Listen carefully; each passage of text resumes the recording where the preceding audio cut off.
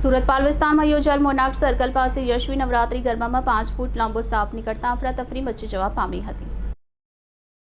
રાજકોટની દુર્ઘટના બાદ આ વખતે નવરાત્રીમાં સુરક્ષા પર વધુ ધ્યાન અપાઈ રહ્યું છે। જો કે પાલ વિસ્તારમાં ચાલતી યશવી નવરાત્રીની સુરક્ષાની સામે સવાલ ઉઠી રહ્યા છે। કિંજલ દવેના સુરતાલમાં ચાલુ ગરબાના કાર્યક્રમમાં સાપ નીકળ્યો હતો। મેઇન સ્ટેજ ઉપર જ્યાં સુરત પોલીસ કમિશનર બિરાજમાન હતા ત્યાં જ સાપ નીકળ્યો હતો। સ્ટેજની સામે ખેલૈયાઓ ગરબા રમી રહ્યા હતા। જો કે તાત્કાલિક ફાયર વિભાગને જાણ કરવામાં આવી હતી। ડોમની બહાર સ્ટેન્ડ ઉપર રહેલા ફાયરના જવાનોએ જ્યાં સાપ આવ્યો હતો તે જગ્યા પર આવી સાપને ઝડપી લઈ રેસ્ક્યુ કર્યું હતું। સાપને પ્લાસ્ટિકના ડબ્બામાં બંધ કરી દીધો હતો। આ સાપનું ઇન્ડિયન નામ કાળોતરો છે અને તે ઝેરી સાપ છે। આ પ્રકારના સાપની લંબાઈ 4 થી 5 ફૂટની હોય છે। હાલ તો ફાયરના જવાનો દ્વારા સાપને સહી સલામત રેસ્ક્યુ કરી સલામત સ્થળે છોડવાની કવાયત હાથ ધરી છે।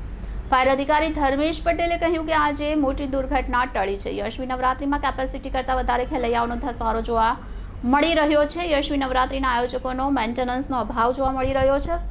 કેપેસિટી વધારે હોવાના કારણે યશવી નવરાત્રીના આયોજકો મીડિયાને દૂર રાખવામાં આવી રહ્યા છે। આવનાર નવરાત્રીના દિવસોમાં હજુ કેપેસિટી કરતાં સંખ્યા વધે એવી પૂરેપૂરી સંભાવના જોવા મળી રહી છે અને મહત્વપૂર્ણ છે કે નવરાત્રીના બીજા જ દિવસે અહીં આગનો બનાવ પણ બન્યો હતો।